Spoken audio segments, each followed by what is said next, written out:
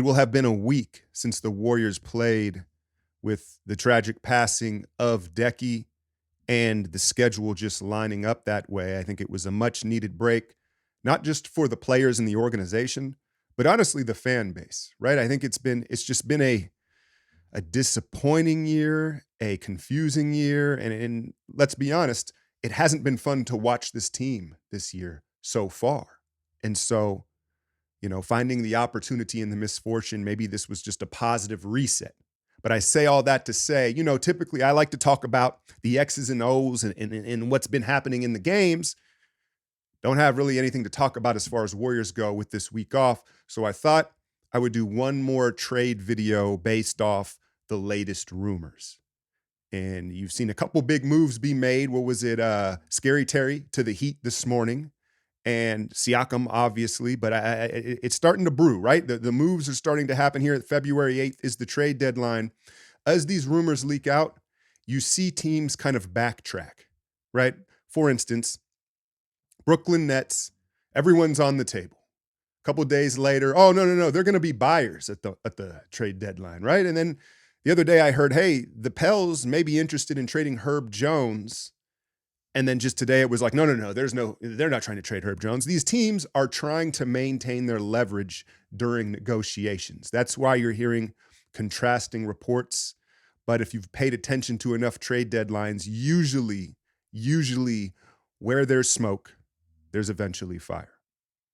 And so I thought that we would take a look at this Brooklyn Nets team that I think, the KD move, they're happy with the haul. The prize of it being Mikal Bridges, Cam Johnson. How did they get Finney Smith? They have a lot of players that a lot of teams would like to have. And while Mikal Bridges had a really good summer with Team USA, despite their disappointment, he has also gotten better offensively than I think people anticipated. I know myself, because that weird pickup, right? His release and his pickup, I think, does limit how dynamically he can get his shot off. But he's found ways. He's found ways, and he's gotten much better than I thought he would. He's an Iron Man, right? He's had this streak of games, and he is a top 5 point of attack defender, high character player. Now, all of that said, I think what Brooklyn has come to the realization is he's not a franchise player. And I initially, right, that would have sounded crazy, right? When he was in Phoenix, you say, of course he isn't. But in his time with Brooklyn, his big summer, I think there were people that were kind of thinking like, oh man, how good is Mikal going to get, right? Well, he's not that, right? He's not a lead guy. If he is your lead guy, you are going to be stuck in mediocrity. Hence, everyone should be on the table for this Brooklyn team. So, would you trade Andrew Wiggins, Jonathan Kuminga, Moses Moody, and probably some sort of draft compensation for Mikal Bridges and one Royce O'Neal, who is in the final year of a deal, but is a veteran guy that would probably play for the Warriors in the playoffs, a 3-and-D wingish guard guy, right? Is that too much? Is that too much, right? It's Kuminga and Moody, probably a draft pick. We all know Wiggins is on the table, right? Is that too much? Well, let me sell it to the Warrior fans first, right? You are immediately getting a top 5 point of attack defender in his prime, right? Super durable, can play off the ball well, cuts well, right? And he's going to fit in culturally. You know that that's a fit, and it would be good, right? Now Brooklyn, they get the chance to empower Jonathan Kuminga, and at 21, right? Don't get it twisted. He's certainly not as good as Mikal Bridges right now, despite what some of you may think.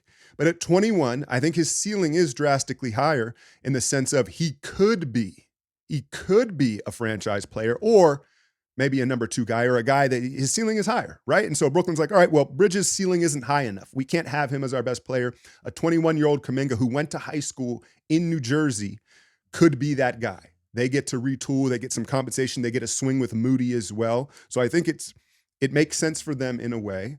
But again, the question is it worth it? And I know I have a feeling most of you are going to say no, like, and I get it. And I've done this my entire life as from a child, from all the way from the Chris Webber deal and the draft day stuff of Vince Carter, I mean, I can go on and on, right? And when you draft a player and you watch him his first couple of years, it's harder to let go of him. I understand that internal development, you grow attached to them, and you usually overvalue them. Usually. But I get it. Kuminga's super intriguing. His ceiling is so high, I can't be mad if you say no. But at the same time, I think I said this last video, you're going to have to give something up to get something back. We're not going to get an impact player without giving up Kuminga and draft compensation. That's the deal. I'm not hunting Kuminga deals. I'm just simply proposing, okay, Mikal Bridges, an ideal fit. And the other aspect of it is you're not mortgaging the future. Some of these deals, like the Siakam one, potentially, you could say Siakam's going to be 30, like you're going all in now. When you're dealing with this Brooklyn team, because I have one more trade for you, you're not exactly mortgaging the future. You're just getting a guy a couple years ahead, more in their prime, that fits Steph's window, but still will be a very good player years after that. So that is a selling point as well. Now, the other name in Brooklyn that's been brought up a lot is Nick Claxton. Nick Claxton, it would be, again, for Kuminga and Moody. It's a lot, man.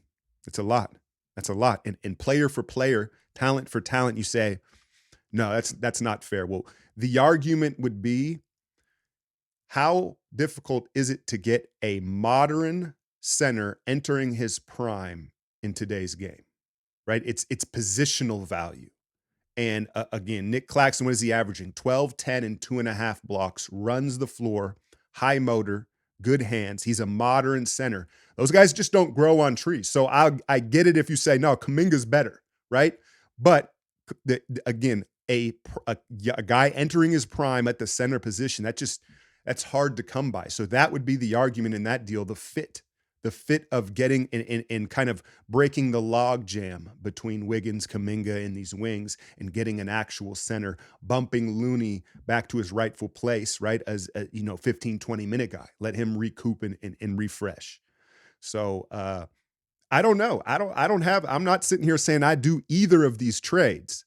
But if you are asking me realistically, hey, is there a way to get Bridges or a Nick Claxton? I think it absolutely would involve Kuminga, probably Moody, and probably draft compensation when you're talking about Bridges. But again, how old is Claxton? Claxton is 24 years old. Mikal Bridges is 25 years old. It's not like you're mortgaging the future for a 32-year-old, 33-year-old player. These guys are still young with a lot of good basketball ahead of them. They're just maybe a little bit further along in their career. And not only would they break up log jams, but their system fits. Their system and cultural fit. So, I don't know how realistic that is, but those are my thoughts on perhaps getting one of those guys out of Brooklyn. Underdog Fantasy, a couple of y'all hit on my picks in that Gilbert Arena shootout over the weekend. So shout out to y'all that took advantage of those picks. I do not have picks for you today, but what I do want to point out is they have made some changes to what type of picks you can make. And it's very intriguing because now you're able to go higher or lower on points per quarter. And I'm going to lay back for a couple of days and kind of absorb and kind of peep what's going on. But I think that this is an opportunity where we can take advantage of the house, as they say, if you're paying attention, your squad. So moving forward, once the Warriors get back in action, probably going to have some quarter picks for you higher and lower. And you just have to pay attention. Like, for instance, Giannis is, I think, the leading scorer in the fourth quarter. And I was tempted into a Malik Beasley higher at the half, but I realized Beasley does the majority of his scoring in the first halves because in the fourth quarter, it's either Dame time or it's Giannis time. He doesn't really get any opportunities. So again, as you pay attention, I think you're going to be able to find some opportunities with those picks. That's Underdog Fantasy.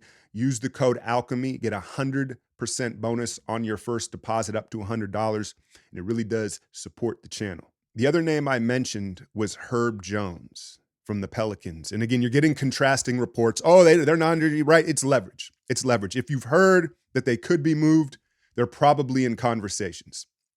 Now, initially, I was like, yo, why would they trade Herb Jones? We're talking about another top 5 point of attack defender, 25 years old, and he's on a relative bargain deal, right? It's 4 for $54 million. But the concern with New Orleans is CJ's a big money guy.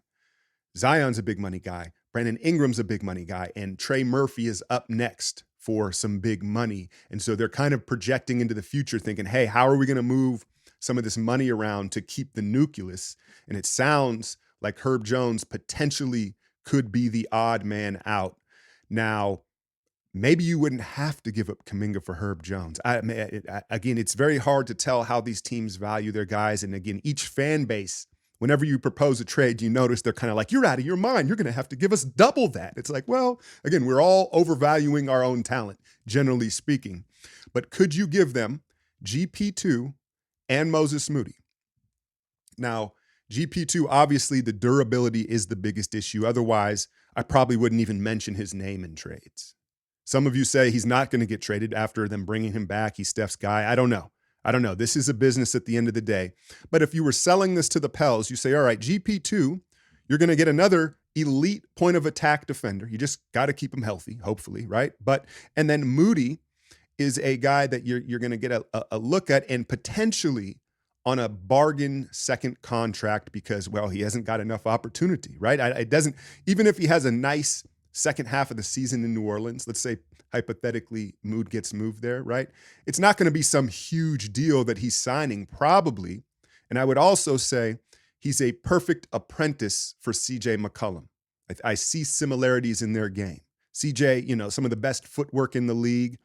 And it's similar built. Moody's a little bit bigger, but I think that that would be a good mentorship for them. So they save the money and they get a swing at Moody, right? And the Warriors get back Herb Jones, a giant point of attack defender, a no-nonsense guy that you're not going to question his competitive spirit night in and night out.